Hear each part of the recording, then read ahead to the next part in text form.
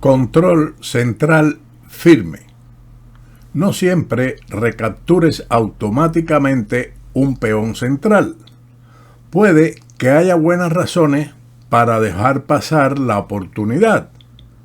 Claramente, recapturar es lo más natural.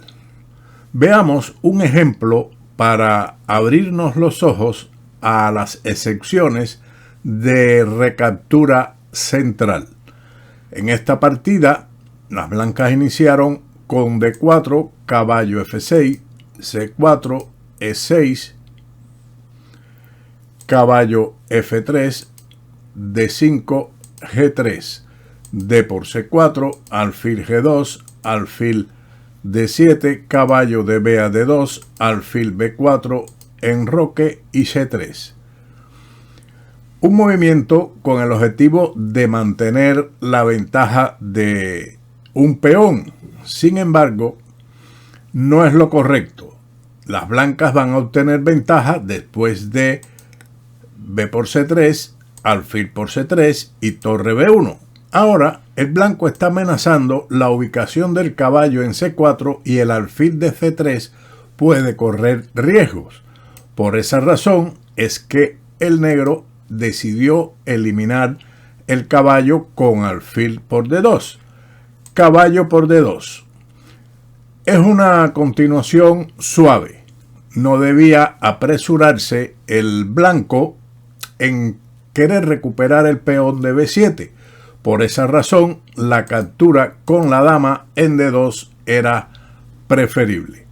Tras caballo por D2, alfil C6, alfil por C6, caballo por C6, torre por B7, enroque, alfil A3, y ahora las negras jugaron un movimiento dudoso, dama C8, cuando en realidad lo mejor es alejar la torre a E8, manteniendo el blanco solamente una ligera ventaja. Dama C8, torre B3. Las blancas responden igualmente con un movimiento dudoso. Era preferible mantener la columna B ocupada sin temor a que la torre sea atrapada y jugar en este momento en lugar de torre B3, dama B1, torre D8 y ahora torre C1, poniendo una fuerte presión en la columna C. Torre B3 fue respondido con torre D8, E3, E5, dama C2 y dama A6. La única forma razonable de proteger al caballo, puesto que en lugar de dama A6, si se hace dama E6, entonces torre C1 mantiene una tremenda presión de las blancas en la columna con una posición prácticamente ganadora. Esta jugada es la mejor. Las blancas incrementan su presión en la columna con torre C1, caballo A5, dama D3 y dama E6. Las negras evitan correctamente el cambio de damas, al menos hasta que sea posible. Ahora siguió torre B5, E por D4 y llegamos al punto de nuestro tema estratégico de las técnicas del medio juego. El blanco ahora jugó E4, estableciendo un mayor control del centro, sobre todo la casilla D5 para el caballo de las negras que no pueda ir ahí, y una inutilidad relativa de la torre en D8, algo que hubiera sido preferible para las, o favorable en ese sentido a las negras, si en lugar de E4 se juega en este momento la recaptura E por D4, que a veces lo hacemos mecánicamente. En ese caso, las negras juegan caballo C6, caballo F3 y dama D7, donde la torre de D8 y el caballo de F6 tienen mejor función que lo ocurrido en la partida con D5. Con E4, a lo que el negro respondió con caballo C6. dama C4 y dama por C4. El intercambio de dama es inevitable, pero esta versión es la mejor para las blancas. Las blancas ahora podrán demostrar sus ventajas. En cambio, las negras debían haber elegido inmediatamente, en lugar de dama por C4, el ataque a la torre con A6, aunque realmente las blancas siguen estando mejor después de dama por E6, F por E6 y torre B7, con una clara ventaja. Las torres blancas están más activas, el alfil es bueno en esta posición, aunque las negras tengan un peón pasado en D4, está bien controlado, y si las torres blancas entran en séptima podrían ser un desastre para el segundo jugador. Pero no obstante, esa era la mejor opción en lugar del cambio dama por C4, torre por C4, A6 y torre G5. Este movimiento es superior a la jugada torre F5, ya que torre G5 es útil para provocar la jugada que sigue. Después de torre G5, H6, torre F5, caballo A7, alfil E7. De ahí el por qué la jugada H6 era necesaria. Torre D7, alfil por F6, G por F6 y torre por F6. Las blancas han recuperado un peón, mientras que la estructura de peones de las negras ha quedado destrozada. Además, otro peón está a punto de perderse porque tanto A6 como H6 están colgados. Las blancas finalmente convirtieron su ventaja material en el éxito. Hasta aquí más o menos el tema que nosotros estamos tratando, pero para aprovechar cómo materializar una ventaja, continuamos con el resto de la partida.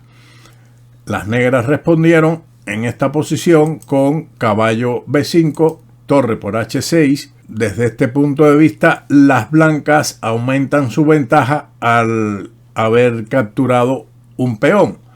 Caballo C3, caballo B3, caballo por E4, torre por D4. Intentando simplificar, algo que es natural, sin embargo, más fuerte es torre H4. Torre D4 mantiene ventaja, pero en menor medida que torre H4. No obstante, la partida continuó con torre por D4, caballo por D4, C5, caballo F5, torre B8, caballo E7, jaque. Siempre se recomienda ganar un minuto en apuros de tiempo, y eso es lo que están haciendo las blancas en este momento, puesto que a esta altura de la partida, 33 movimientos, el tiempo debe estar escaso. Rey G7, caballo F5 jaque, rey G8 y torre H4. Hubiera sido un error, no tan malo, pero peor, torre por A6 debido a torre B2, que da a las negras algunos contrachances.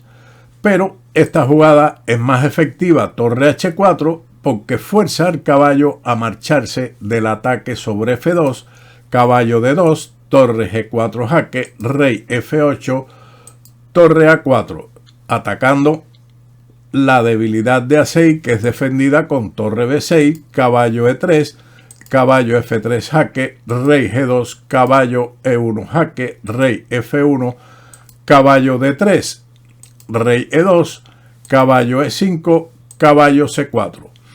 Con esto se pasa a un final de torre completamente ganado, donde las dificultades técnicas serían menor debido a que el caballo contribuye a crear más complicaciones.